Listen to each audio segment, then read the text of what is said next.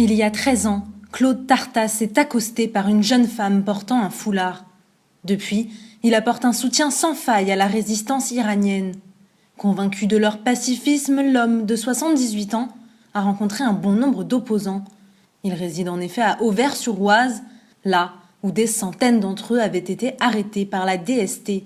Aujourd'hui, ce technicien retraité dénonce le comportement des médias face à cette affaire. Toutes les télévisions sont là. Moi, j'ai interrogé un gars de France 2 dans une émission qui était venu faire après, mais j'ai dit, mais attendez, vous venez, ça fait déjà une dizaine de fois que je vous vois, et on ne voit jamais rien à la télévision. Monsieur, vous n'avez rien compris. Ah bon? Qu'est-ce qu'il y avait à comprendre?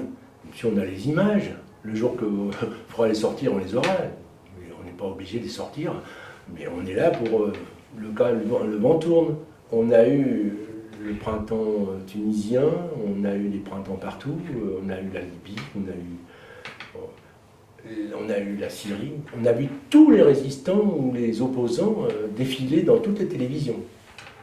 Les seuls que vous n'avez pas vus à une seule fois, c'est la résistance iranienne. Tout ça pour montrer à l'Iran que la France, contre des contrats juteux commerciaux, était capable de filmer et de montrer qu'on savait être violent pour respecter les engagements qui avaient été faits auprès des mollahs iraniens. En mai 2005, malgré un climat de guerre, Claude Tartas se rend en Irak durant 6 jours.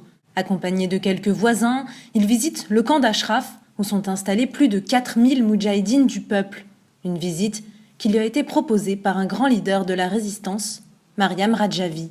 Elle a une sincérité dans ses propos qui font que eux, c'est communicatif, c'est-à-dire qu'eux, ils croient aussi dans ces idéaux, ils se battent pour ça et ils ont une volonté énorme. Enfin, dans ma tête, je me disais, mais comment on peut faire une image aussi barbare de ces gens-là alors qu'ils nous accueillaient comme ça? Alors bon, on pouvait dire que c'était un peu de la mise en scène aussi, on peut tout supposer.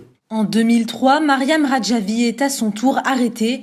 Plusieurs Iraniens s'immolent par le feu en guise de protestation. Un signe de désespoir qui a renforcé leur image sectaire. Claude Tartas nous explique sa vision des choses. Pourquoi ils avaient fait ça? Elle l'a dit et elle me l'avait répété, c'est qu'ils avaient tous peur d'être envoyés en Iran et de subir un mauvais sort parce que les tortures et les humiliations, c'est quelque chose d'effroyable là-bas. Il y en a eu en tout, je crois, en Europe, 33 humiliations.